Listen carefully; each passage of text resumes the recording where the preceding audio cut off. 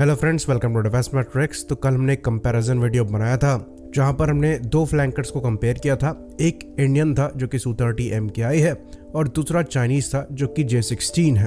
तो उस कंपैरिजन में क्लियरली J16 जो है ये Su-30 MKI पे एज रखता हुआ दिखाई दे रहा था एयर टू एयर कॉम्बैट में।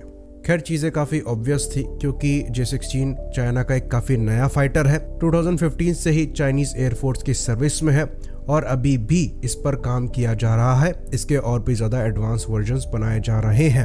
तो ये सरप्राइजिंग नहीं था कि J16 जो है ये डोमिनेट कर रहा है Su-30 MKI को।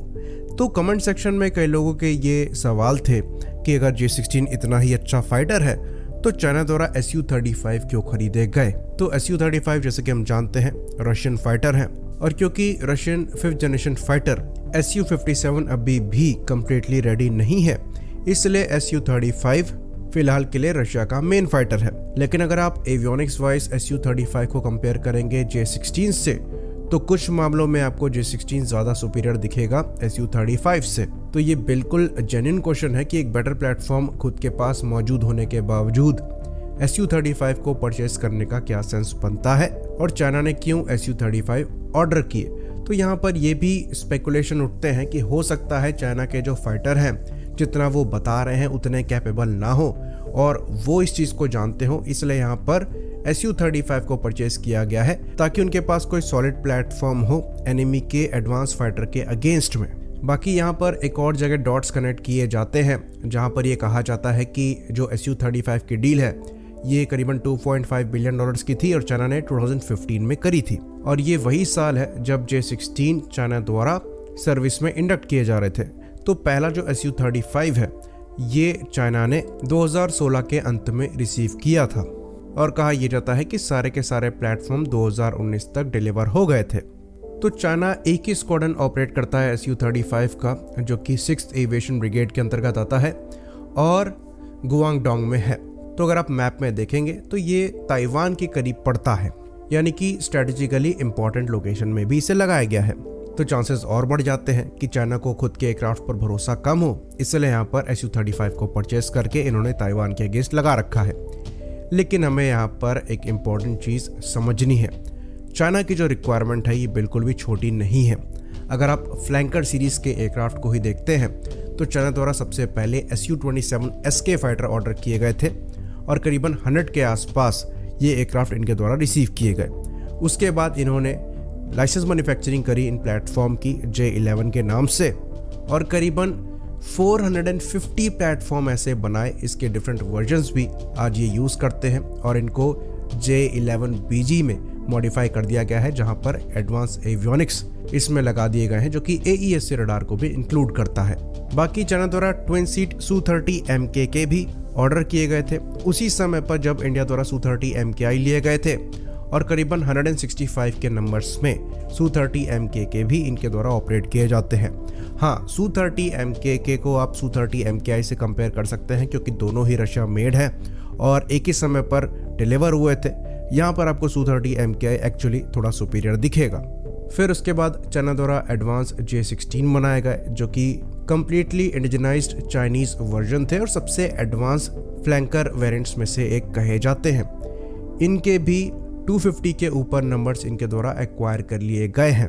तो अगर आप Su-35 को छोड़कर इनके फ्लैंकर्स के नंबर्स को काउंट करेंगे तो ये खुद अराउंड 1000 पहुंच रहे हैं।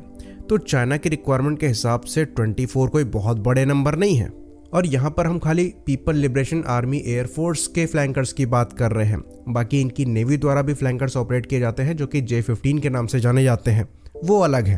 तो Su-35 ऐसा कहा जाता है कि लास्ट एयरक्राफ्ट है जो चाइना ने बाहर से एक्वायर किया है। अब इसके बाद से जितने भी aircraft Chinese armed forces use करेंगी ये सब के सब मेड इन चाइना ही होंगे।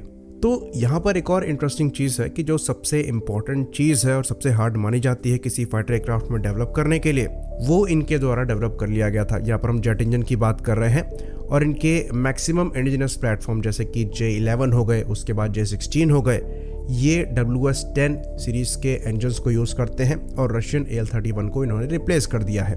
पर जब Su-35 की डील करी गई थी तब भी ये अपने WS-10 इंजन्स पर काम कर रहे थे और उनके एडवांस वर्जन्स को बनाने की कोशिश कर रहे थे, जिसमें थ्रस्ट वेक्टरिंग भी एक इम्पॉर्टेंट फैक्टर है जिस पर ये वर्क कर रहे थे।